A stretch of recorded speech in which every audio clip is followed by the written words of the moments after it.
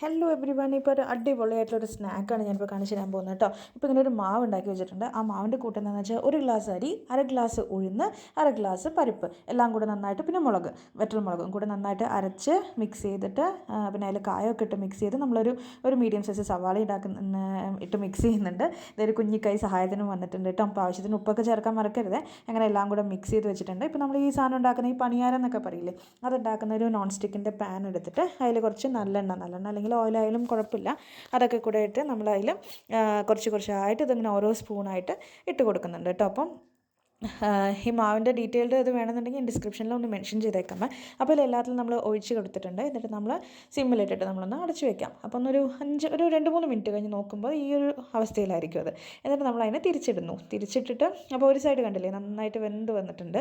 അപ്പോൾ നമ്മളതിനെ തിരിച്ചിട്ടു. അങ്ങനെ എല്ലാത്തിനെയും നമ്മൾ തിരിച്ചിട്ടതിന് ശേഷം കുറച്ചുകൂടെ ഒന്ന് അടച്ചു വയ്ക്കാം. നന്നായി അടച്ചു വെച്ചതിന് ശേഷം പിന്നെ ഒരു 2-3 മിനിറ്റും കൂടെ ആയി കഴിയുമ്പോഴേക്കും നമ്മൾ എടുക്കുമ്പോഴത്തേക്ക് തന്നെ അടിപൊളിയായിട്ടൊരു സംഭവമാണ് കിട്ടാൻ പോകുന്നത്. അത് നമ്മൾ തിരിച്ചു നോക്കുമ്പോൾ ഒരു തൊപ്പിക്കാരനായിരിക്കും കിട്ടാൻ പോകുന്നത്. അപ്പോൾ ഇത് കുട്ടികൾക്കൊക്കെ കൊടുക്കുകയാണെങ്കിൽ ഉറപ്പായിട്ട് അവർ എൻജോയ് ചെയ്ത് കഴിക്കും, ഉറപ്പാണ്. നമ്മളിതിപ്പോൾ കാണിച്ചു തരാം കേട്ടോ. അപ്പോൾ കണ്ടേ തൊപ്പി വെച്ച കുറേ കുഞ്ഞന്മാരെയാണ് നമുക്ക് കിട്ടുന്നത്. അപ്പോൾ അങ്ങനെ കിഡുമായിട്ടുള്ളൊരു തൊപ്പിക്കുഞ്ഞന്മാരെ കിട്ടിയല്ലോ. അപ്പോൾ ഇതുണ്ടാക്കി നോക്കിയിട്ട് എങ്ങനെയുണ്ടെന്നുള്ളത് പറയണം. വീഡിയോ ഇഷ്ടപ്പെട്ടെങ്കിൽ ഷെയർ ചെയ്യണം, സബ്സ്ക്രൈബ് ചെയ്യണം.